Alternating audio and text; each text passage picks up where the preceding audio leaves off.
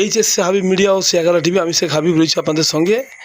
আমি আপনাদেরকে 19 তারিখ জানিয়েছিলাম 19শে এপ্রিল যে ডানকুনি মনোহরপুরে যেসব 300টা খাটাল আছে তার মধ্যে 6000 গরু মোষ আছে, সেগুলো উচ্ছেদের জন্য ওখানে যে একটা ডাক্তারবাবুরা এসে হেলথ চেক আপ করছিলেন গরু ও মোষের।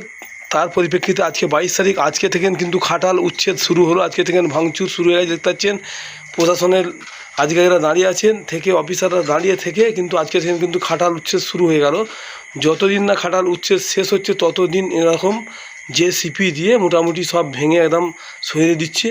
কে ওনাদেরকে টাইম দিয়েছে প্রায় 2 বছর ধরে, ওনাদের পিছনে প্রশাসনের ডানকুনি থানার অফিসার বা এলাকা যেসব মানে পৌরসভার দপ্তরের যে আছেন অফিসাররা সবাই মিলেই মোটামুটি ওনাদের পিছনে 2 বছর ধরে ওনাদের পিছনে লেগে আছে যাতে খাটাল উচ্ছেদ করা হয়। আজকের দিন কিন্তু শুরু হয়ে গেল। আপনারা ভিডিওটি শেষ পর্যন্ত দেখুন।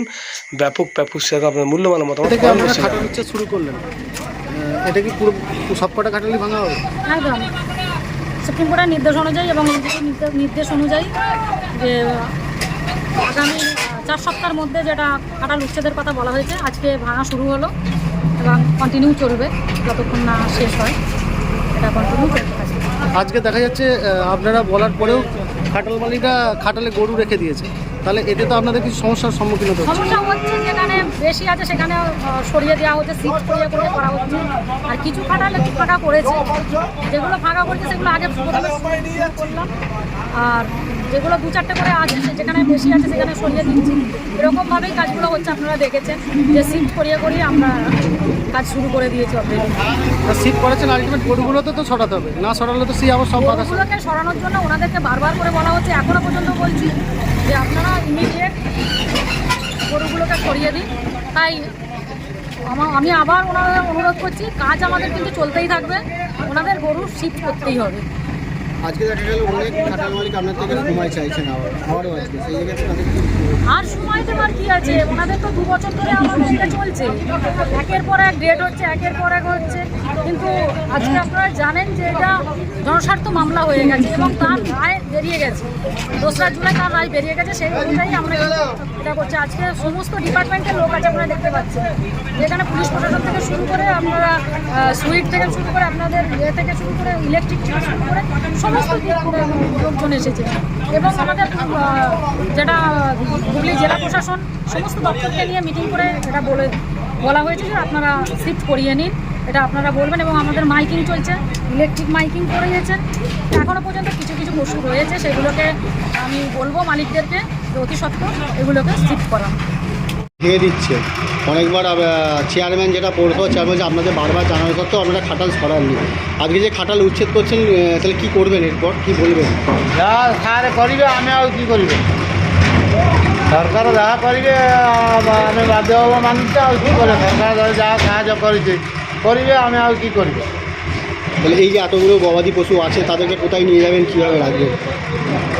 আমারও পয়সাপত্র কিছু নেই, আমি কী করিব? আমি ভিখারি, দেখুন, তাহলে এই পরিবারও নেই। আর সরকার যাহা করিবে তা করিবে, আমি আর তাহলে এরপর কী করবেন চিন্তাভাবনা করছেন? আর জীবন ছড়া হত্যা হবে, আর কিছু আর প্রাণ হত্যা ছড়া আর কিছু নেই। মরিবার কথা ছড়া আর কিছু নেই। আর কী করিব? আত্মহত্যা ছড়া আর কিছু। আপনার নামটা কি? রঘুনাথ।